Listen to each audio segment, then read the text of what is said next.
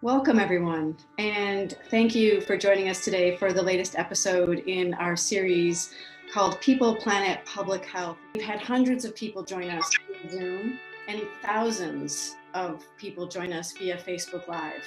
I grew up on a farm, so I grew up working outdoors and also an avid hunter and fisherman. And so the outdoors and that way of life is just such a part of the culture in my district, and it's something important to me. And those are a lot of the issues that LCV deals with. Whatever it is you stand for, you have to be willing to stand for it by yourself or with a million people behind you. You just have to stand for something. And so we have to just be anti-racist. You can't just not be racist. You have to be anti-racist. You have to want to love. Number one thing we want to communicate to citizens is that the elections will happen. Who you elect matters. Representation matters.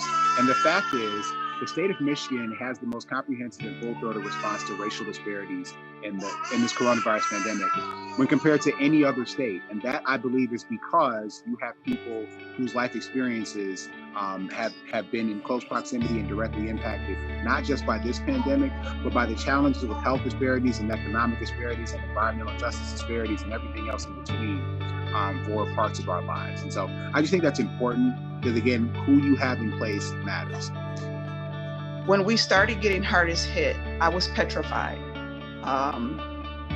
And I wasn't quite sure how I would do my best job. The hospital that I work for services a advocated for, impoverished, often undereducated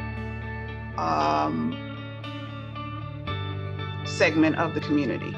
And so I'm very committed to the patient community that I serve. This is a dress rehearsal for the climate crisis and the impacts that it will have on the quality of our planet and the health of our people. My family and I can't drink our drinking water at our lake home in Oscoda, Michigan, due to PFAS contamination from the former Portsmouth Air Force Base. So this is another justifiable reason for us not to just turn water on in Michigan, but we must commit to the hashtagging of keeping water on in Michigan to ensure that every Michigander has the ability to have access to clean, safe, and affordable water.